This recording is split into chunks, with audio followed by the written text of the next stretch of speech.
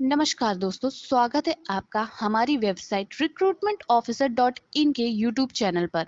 इस चैनल पर government job से रिलेटेड सारी जानकारियां प्रदान की जाती हैं। इस वीडियो में हम आपको उत्तर प्रदेश लोक सेवा आयोग द्वारा निकाली गई भर्ती असिस्टेंट रजिस्ट्रार के बारे में जानकारी प्रदान करेंगे। आइए जानते हैं विस्तार से। UPPSC assistant registrar recruitment 2024।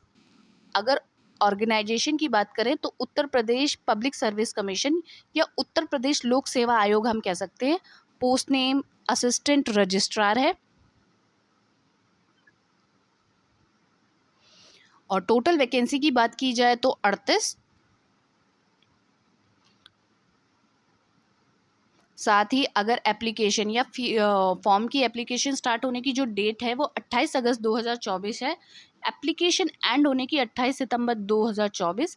Application mode online रहेगा, ऑफलाइन नहीं। आप इसको फॉर्म को आपको ऑनलाइन ही भरना पड़ेगा। आइए जानते हैं कुछ इंपॉर्टेंट डेट्स के बारे में।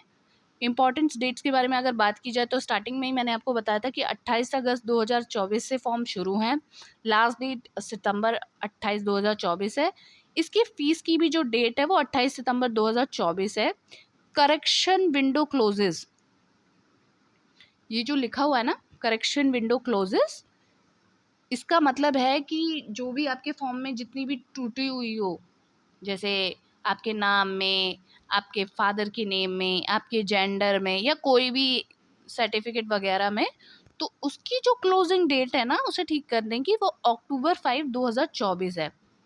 और एग्ज़ाम डेट जल्दी ही अनाउंस हो जाएगी और एग्ज़ाम से कुछ समय पहले आपके एडमिट कार्ड अवेलेबल हो जाएंगे। आइए बात करते हैं इसकी फ़ीस स्ट्रक्चर की।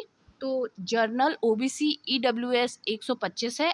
एससी और एसटी की बात करें तो वो 95 है। 95 है। पीएच कैंडिडेट की 25 है, दिख रही होगी पीएच यानी फिजिकली हैंडीकैप्ड। और जो पेमेंट मोड है इसका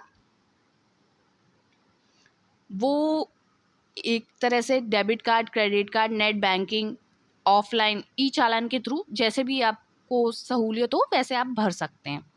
आइए बात करते हैं एज लिमिट की। एज लिमिट जो है इसकी 1 जुलाई 2024 से तक आपकी जो एज है वो 30 वर्ष मिनिमम और मैक्सिमम 45 होनी चाहिए। साथ ही हमको आरक्षण मिलता है जो ओबीसी, एससी और एसटी कास्ट में बिलोंग करते हैं उनके लिए। तो वो एज पर यूपीएससी रूल्स के थ्रू है।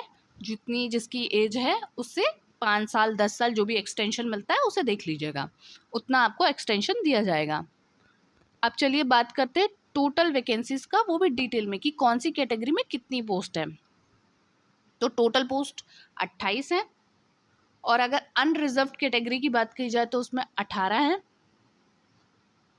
और एससी में हमारी जो सीट्स हैं वो 7 है। एसटी में 0। ये देखने वाली बात है कि एसटी में कोई पोस्ट नहीं है, इसलिए अगर कोई एसटी कैंडिडेट देख रहा है ना तो इसे ना भरें, क्योंकि कोई फ़ायदा नहीं है, बाद में आप ही को परेशानी होगी।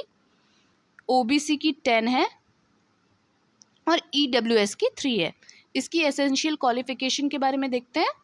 क्वालिफिकेशन की बात की जाए तो ग्रेजुएशन डिग्री किसी भी रिकॉग्नाइज्ड यूनिवर्सिटी से होनी चाहिए, यानी आपके पास स्नातक की डिग्री होनी चाहिए, चाहे वो बीए हो, बीएससी हो, किसी भी स्ट्रीम से आप ये फॉर्म भर सकते हैं। नॉलेज की बात की जाए तो आपको हिंदी की अनिवार्य या एसेंशियल नॉलेज होनी चाहिए अच्छी। उसके बाद एक्सपीरियंस की बात की जाए, जी हाँ इसमें एक्सपीरियंस लगने वाला है। मिनिमम यानी न्यूनतम 7 वर्ष का एक्सपीरियंस होना चाहिए आपको, वो भी एक गवर्नमेंट ऑफिस में और या फिर यूनिवर्सिटी ऑफिस में, जो भी आपके पास हो आप देख लीजिएगा। और एडिशनल क्वालिफिकेशन की बात करें तो नॉलेज ऑफ हिंदी और इंग्लिश की ड्राफ्टिंग और अकाउंट रूल्स के बारे में एसेंशली आपको पता हो। आइए इसे अप्लाई कैसे करना है।